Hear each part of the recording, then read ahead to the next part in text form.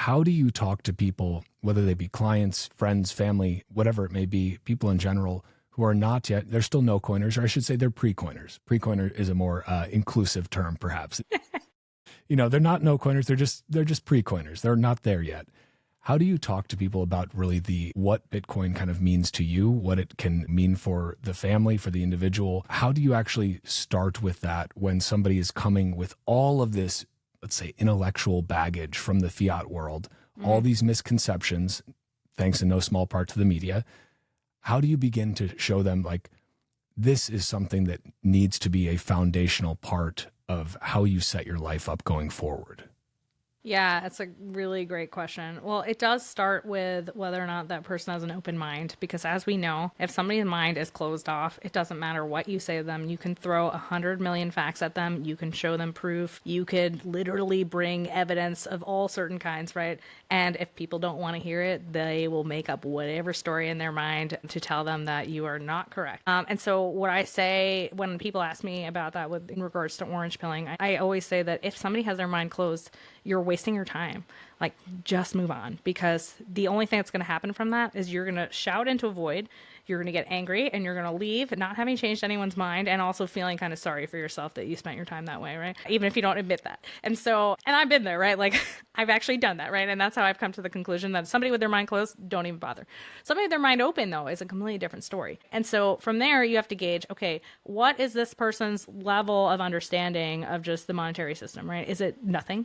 In which case, like, we kind of have to start with the basics of what is money and why we use it, and why it became something that was part of, let's say, governments helping people use money, right, and so forth, versus like individuals having their own money, barter versus, right, coins and so forth. Do you need to go that far back for some people, or could you just, kind of start with where we are of like, hey, we live in an age where government's diluting you out of your money. It's very obvious. You go to the store, you have to pay $10 for eggs, right? I feel like it's actually a lot easier of a story right now of like, just go to the store. Didn't you used to spend $100 and now you spend $200 on the same thing? That box of pasta you bought has 3/4 less than it used to have in it, right? Like, just things like that where it's like, it's obvious to people like something is going on. Like you said earlier, that there was a shift after all this money was printed during COVID. And so I feel like a lot more people's minds are open as a result of that, and that you can actually engage in like real conversation with somebody, and at least having them understand why they would want to have long-term savings and what long-term savings is, because we've never had anything like long-term savings before, versus just having short-term savings and investments. Because people think that investment is synonymous with long-term savings, and it simply is not. Investments are exactly what they sound, right? You're either buying a bond or a stock, right? Or some sort of alternative investment that packages up bonds and stocks in a different way with some sort of derivative element to it. And you're taking a risk, not only in, let's say, the company, but also the type of instrument that it is, right? So if it's a stock, you're taking a risk that the money that you're giving to this company, right, that they're not only going to grow their revenues, and that they're going to make sure that their expenses don't get too bloated, and that they're going to like have net income, and they're not going to dilute your stock out, right? There's all sorts of things. And that you also have counterparty risk because you store it at a custodian, right? There's all these extra things that happen when you an investment instrument versus just owning money. And people don't think about that because they don't think about any of those things, right? They just said, oh, somebody said buy the S&P 500, so that's my savings account, right? And people also don't think about this in terms of their money, right? Because the second we store our money in the bank, right, all of a sudden we also have a whole slew of risks because the bank is lending our money out, right? And like, our money's not really our money anymore. It's actually a receivable, and it might not actually be there if they made too many bad loans, right? There's a whole other thing. And so again, like, you have to gauge the amount of information that you could throw at somebody when you're having these conversations, to help them get on their way. And for some people, right, like, a little bit of information is going to be enough for them to be like, I'm going to go home and buy a little bit of Bitcoin. And that's generally where it starts. Like, I feel like people sometimes feel defeated because they're like, well, I said all of this and then they didn't, transfer 100% of their wealth into Bitcoin.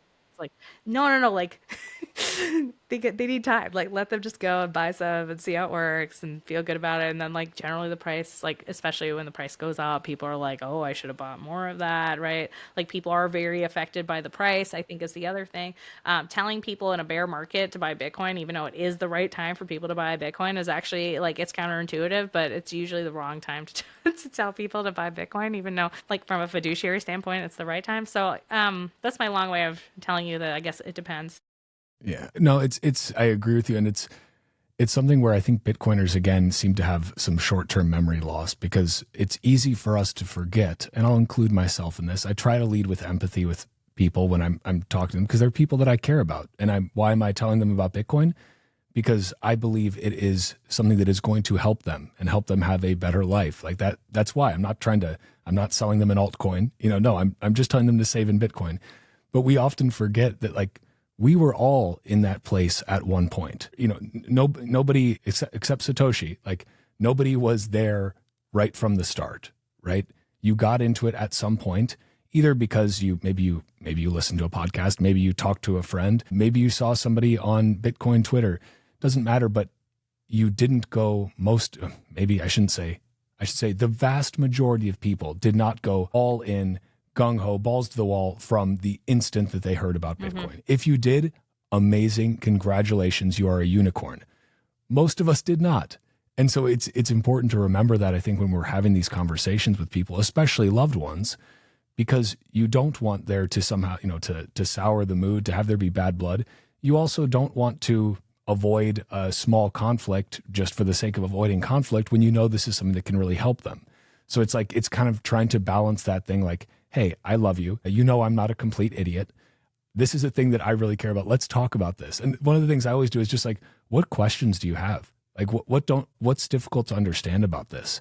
Because you often find that they ask really just kind of like a lot of very boilerplate questions that basically any Bitcoiner who has spent a little bit of time researching can answer pretty comfortably.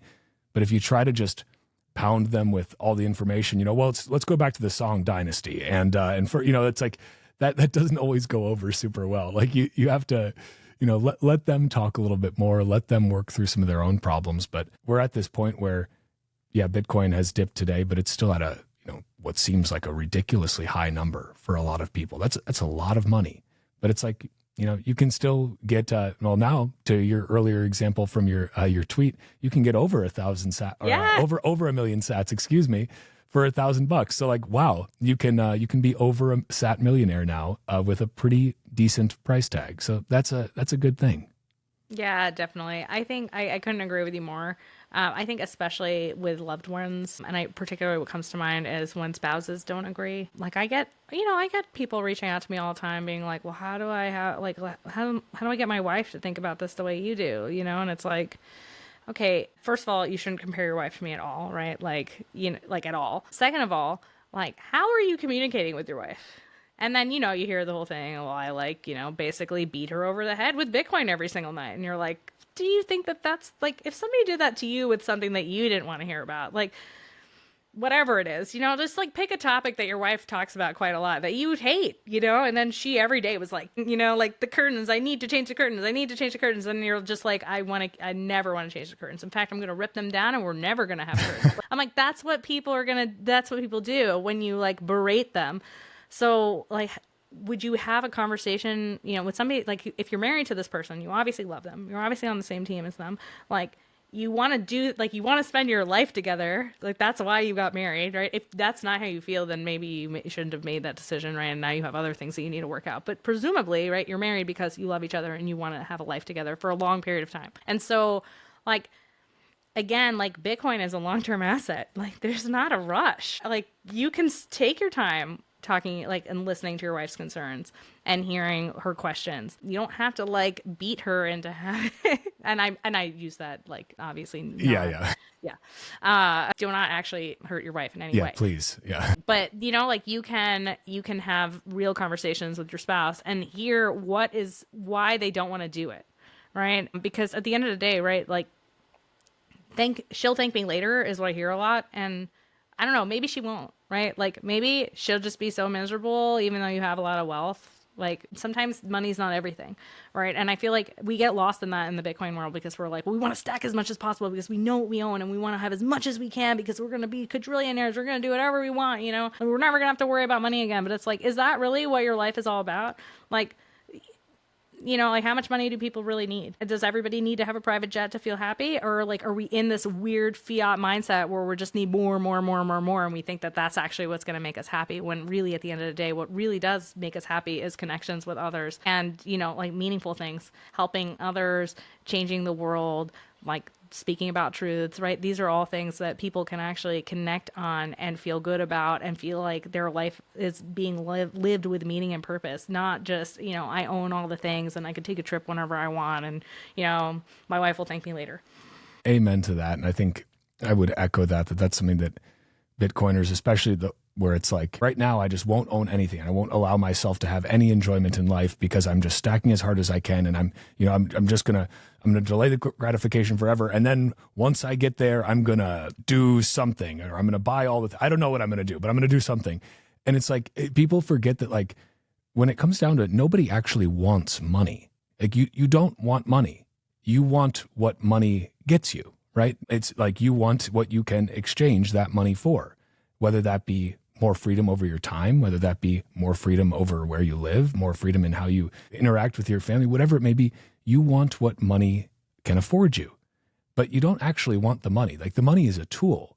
And I think people get kind of lost in translation a little bit there sometimes between that, digital monetary world of Bitcoin and the real world of, like, the point of your life is not to accumulate as much money as possible. The point of your life is to live it. And as you said, build connections and, take care of your loved ones and make amazing memories and do things that bring you joy and that bring value to the world, hopefully. Money is a tool to help you do that, but it's not the end all be all in and of itself. And I think it's very easy to get lost in that, but it's something that I think I'm glad you brought it up because it bears repeating again and again for people. Like, it's okay to live your life. And in fact, that's what you should be doing. And if you can do that, in a way that's not less stressful because you have yourself and your family set up well, great. You should strive for that. But, like, don't sacrifice your life at the expense of just blind accumulation, if that makes sense. Totally. I couldn't agree more. There's a saying, and I wish I could remember who said it. It's not mine, so I don't want to take credit, that money makes you more of who you are. And I think that people often think, well, when I have X amount of dollars or X amount of Bitcoin, I'm going to be, I'm going to finally be who I'm supposed to be because I'll have the money to do all the things that I want to do.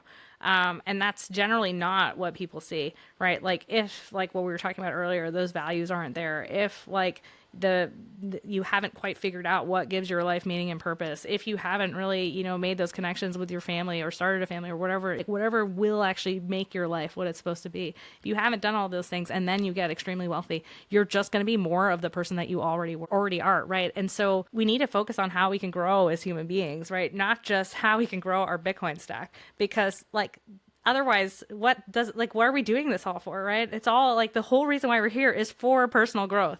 And the only person that you can change is yourself, right? And if you spend time changing yourself, and I don't mean it in the way of, like, the eat, pray, love, like, way of, like, me, everything's about me, right? I don't mean it like that. I mean, like, personal growth so that you can go and bring the best of you to the world, right? Not so that, like, you can personally grow and, do yoga and think about yourself all day, right? That's not what I mean here.